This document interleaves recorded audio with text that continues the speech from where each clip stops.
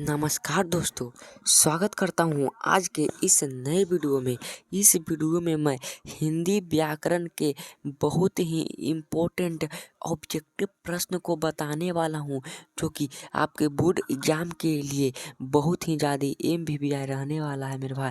तो इसलिए इस वीडियो को एंड तक देखिएगा और सभी प्रश्नों को याद कर लेना, क्योंकि अब आपके पास समय बहुत ही कम रह गया है और कम समय में सभी प्रश्नों को याद करना बहुत ज़्यादा ज़रूरी होता है। ये नहीं कि जो हम प्रश्न नहीं पूछ रहा है उसे रट्टा मार मार कर याद कर ले हैं और जो पूछ रहा है उसे हम छोड़ दे रहे हैं। इसलिए ये एमवीवीआई प्रश्नों पर बहुत ही विशेष आपको ध्यान देना होगा और आपको पता चलेगा क्वेश्चन बैंक से। और यही कारण मैं सभी प्रश्नों को क्वेश्चन बैंक से उठा कर लाया हूँ और आपके एग्जाम के लिए बहुत ज़्यादा ज़रूरी है। तो चलिए वीडियो की शुरुआत करते हैं। मैं व्याकरण का बहुत सारे वीडियो बनाऊँगा, मेरा पहला वीडियो है, तो इसीलिए वीडियो को जरूर से दोस्तों के पास शेयर कर देना, ठीक है मेरे भाई। अगर यह वीडियो अच्छा लगे तो एक लाइक कर देना, चैनल को सब्सक्राइब कर लो अगर आप चैनल पर नए हो तो। पहला प्रश्न कह रहा है कि कबर का उच्चारण स्थान है। तो देखो भाई, उच्चारण स्थान से तो मैं बात करता हूँ उच्चारण स्थान से हर साल कम से कम 2 से 3 नंबर बोर्ड एग्जाम में पूछ दिए जाते हैं। तो ठीक ना, उच्चारण स्थान को मैं किसी अन्य एक और वीडियो स्पेशल से बना दूंगा कि उच्चारण स्थान आपको कैसे पहचानना है, उस पर घबराइए मत। तेलुगु में यहाँ पे विशेष चर्चा करता हूँ। क का उच्चारण स्थान होता है कंठ से, ठीक है ना, क्योंकि क से बोलते हैं। क अगर आप उच्चारण करते देखो, उच्चारण स्थान खुद से पकड़ लेना। क अगर क से बोलोगे ना तो कंठवा पर भार पड़ेगा, इसीलिए क का उच्चारण स्थान क से ही होगा, ठीक है मेरे भाई। अगला प्रश्न को पढ़िए, करा प का उच्चारण स्थान है। प का उच्चारण स्थान क्या है? तो प बोलिए, प का क्या होगा? ओष्ठ होगा। अगर आपको नहीं भरोसा तो ओठवा को जाप कर जरा प बोल कर देखिएगा तो बोला जाएगा, तो हमको कह देना। प अगर बोलेंगे, प का पूरा वर्ग जो होगा ना मेरे भाई, प वर्ग का पूरा वर्ग ओष्ठ से ही बोलाता है। क वर्ग का पूरा वर्ग कंठ से, च वर्ग का पूरा वर्ग तालु से, और ट वर्ग का पूरा वर्ग मूर्धा से, और त वर्ग दंत से बुलाता है, ठीक है ना। याद रखना, ये क वर्ग में कुछ 5 होते हैं, क ख ग अंगा। याद रखना, घ का उच्चारण स्थान होता है। तो मैंने बताया कि क वर्ग का पूरा उच्चारण स्थान कंठ से होता है। तो क वर्ग के अंतर्गत क्या क्या आते हैं मेरे भाई? क आते हैं, ख आते हैं, घ और घ भी आते हैं, अंग आते हैं। तो घ का उच्चारण स्थान में किससे होगा? कंठ से होगा, इसलिए इसका भी आंसर ये हो जाएगा, ठीक है ना। अगला प्रश्न को पढ़िए, ख का उच्चारण स्थान क्या है? तो ख का भी उच्चारण स्थान कंठ से ही होगा, क्योंकि ख भी क वर्ग के अंतर्गत आता है। कह रहा है भाषा किसकी अभिव्यक्ति का माध्यम है? जो भाषा है वह किसकी अभिव्यक्ति का माध्यम है मेरे भाई? तो जो भाषा जो होता है, विचार, हम क्या विचार कर रहे हैं वो भाषा के द्वारा प्रकट कर देना ही भाषा की अभिव्यक्ति कहलाती है मेरे भाई।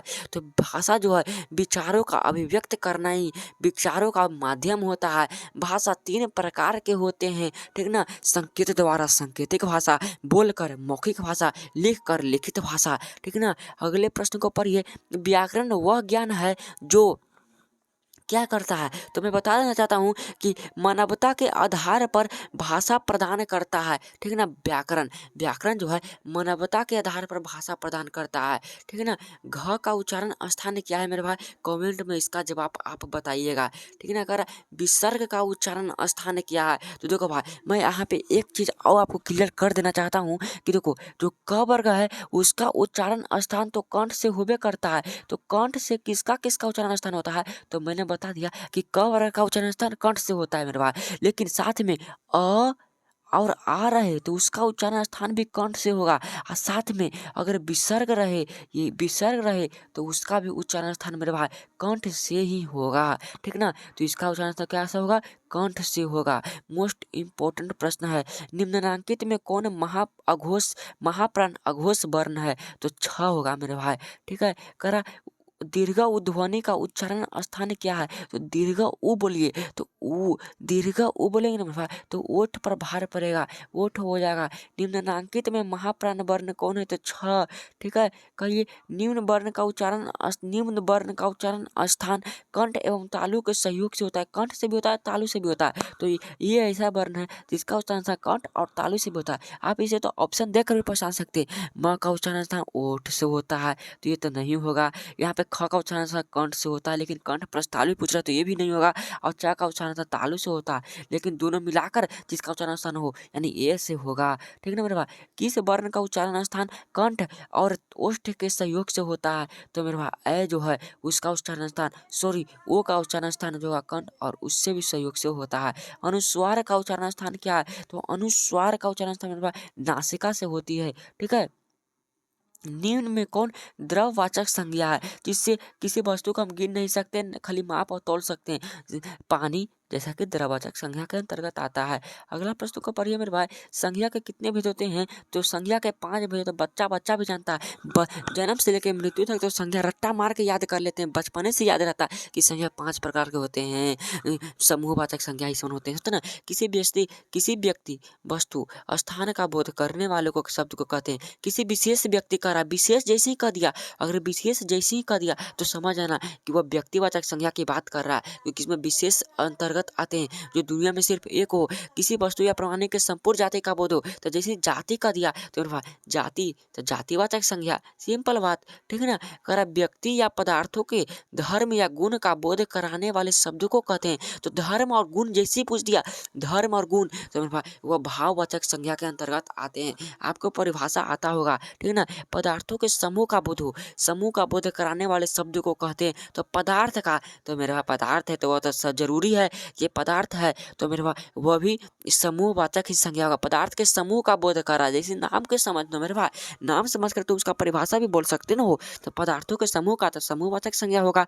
ठीक है। किसी धातु या द्रव का बोध कराने वाले, धातु जैसे पूछ दिया तो द्रववाचक संज्ञा। ठीक है। करा ईमानदारी सर्वोत्तम नीति है, रेखांकित शब्द कौन सी संज्ञा है, तो यहाँ पे ईमानदारी हम रेखांकित कर देते हैं। तो बताइए ईमानदारी कौन सी संख्या है, तो ईमानदारी को हम गुण दिखा नहीं सकते लेकिन भाव द्वारा प्रकट कर सकते हैं, तो वह भाववाचक संज्ञा हो जाएगा। ठीक है ना। अगला प्रश्न का पढ़िए। मुझे 2 किलोग्राम चीनी दो, चीनी खरीदनी है, रेखांकित शब्द है, तो मुझे 2 किलोग्राम, यहाँ पे चीनी नहीं चीनी हो जाएगा, चीनी पे हम रेखांकित कर देते हैं। तो बताइए चीनी कौन सी संज्ञा होगी, तो चीनी एक द्रववाचक संज्ञा के अंतर्गत आता है मेरे भाई। ठीक है। अगला प्रश्न को पढ़िए। सभा में अनेक नेता उपस्थित से रेखांकित शब्द में कौन सी संज्ञा है, रेखांकित शब्द यहाँ पे सभा होगा मेरे भाई। सभा जो है वह कौन सी संज्ञा है, तो सभा है वह, सभा हमेशा समूह में होती है, तो यहाँ पे समूह नहीं है तो समूह किसी को काट कर लगा दो। यहाँ पे द्रव दुदुग है तो यहाँ पे समूहवाचक संज्ञा एक लगाते हैं, तो ऑप्शन नंबर सी आंसर सही हो जाएगा मेरे भाई। कर अगला प्रश्न को। निम्नांकित में भाववाचक संज्ञा कौन है, तो भाववाचक संज्ञा देखो लो कौन है, तो चुनना, दौड़ना, दौड़, बुलाना। तो यहाँ पे देखो भाई चुनना, दौड़ना, दौड़ जो होगा एक भाववाचक संज्ञा हो जाएगा। निम्नांकित में भाववाचक संज्ञा कौन है, ये आप बताइए। कारण निम्नांकित में भाववाचक संज्ञा कौन है, तो भाववाचक अस्तिक, अच्छा, आलसी, अच्छा एक भाववाचक संज्ञा है। ठीक है। अगला प्रश्न भी है, नहीं भी है। मैंने कुछ लगभग 30 प्रश्न आपके ग्रामर से करा दिए, ऐसे कर करके मैं 5 से 6 वीडियो लाऊंगा, आपका पूरा ग्रामर बन जाएगा। ठीक है ना मेरे भाई। तो अगर आपको वीडियो अच्छा लगा होगा तो एक लाइक जरूर करना, चैनल को जरूर सब्सक्राइब कर लो, अपने दोस्तों के पास ये वीडियो को शेयर कर देना। जय हिंद, वंदे मातरम।